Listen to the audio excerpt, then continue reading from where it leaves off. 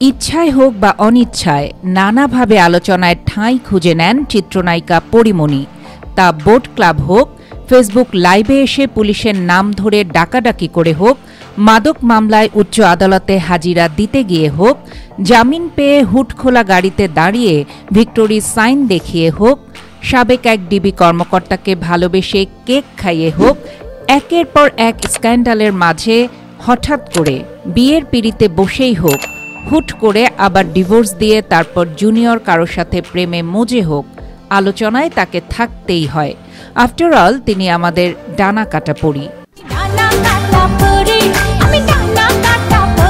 সে যাই হোক, আসল কথায় ফিরি।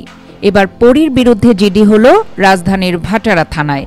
শুরু হলো আবারও সেই আলোচনা।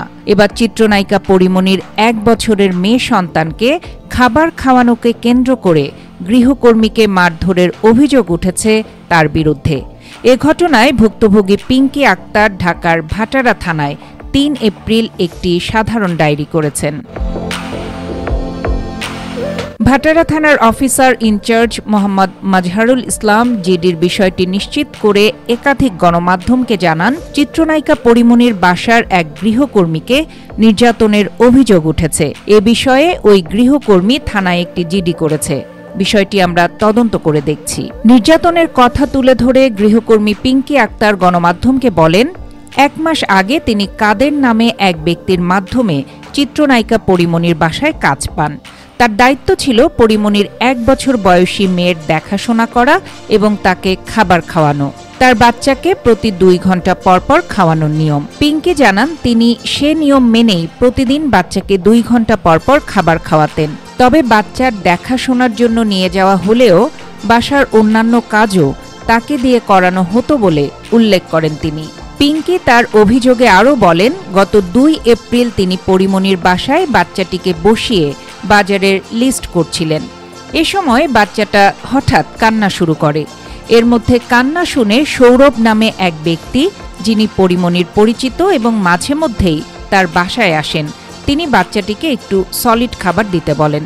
পিঙ্কি তখন বলেন, বাচ্চাটা কিছুক্ষণ আগেই সলিড খাবার খেয়েছে, 2 ঘন্টা হয়নি এখনো।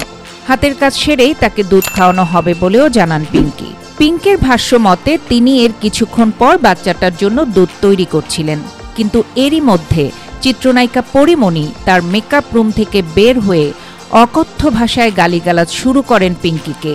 অভিযোগে এমনটাই বলা হয়েছে। পিঙ্কির ভাষায় তিনি কেন বাচ্চার জন্য দুধ নিয়েছেন সেই প্রশ্ন তুলে পরীমণি তাকে বেশ কিছু গালি দেন এবং বলেন, বাচ্চাটা পিঙ্কির নাকি তার। পিঙ্কির অভিযোগ, এরপরই পরী ক্রমাগত তাকে থাপ্পড় দিতে থাকেন এবং মাথায় জোরে জোরে আঘাত করেন। ভুক্তভোগী গৃহকর্মী আরও বলেন, পরী যখন তাকে থাপ্পড় দিতে শুরু করেন তখন তিনি পরিস্থিতি বুঝতে না পেরে হতবাক হয়ে তাকিয়ে থাকেন, ভাবেন হয়তো এখনই থেমে যাবে, কিন্তু তা না থামিয়ে তিনি তাকে মাথায় জোরে আঘাত করতে থাকেন। এ পর্যায়ে পিঙ্কি পরপর 3 বার মেঝেতে পড়ে যান বলে অভিযোগে উল্লেখ করেন। বিশেষ করে বাম চোখে অনেক জোরে একটি থাপ্পড় মারেন উল্লেখ করে পিঙ্কি জানান, ওই চোখ দিয়ে দেখতে এখনও তার সমস্যা হচ্ছে।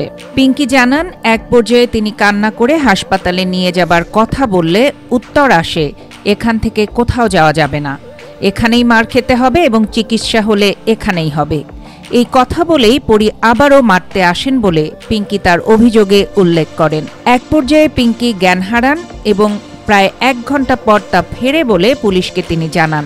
এ সময় বাসার আরেক গৃহকর্মী বৃষ্টি এবং পিঙ্কিকে এই বাড়িতে আনা কাদেরের কাছে সাহায্য চাইলে তারা অপারগতা প্রকাশ করেন।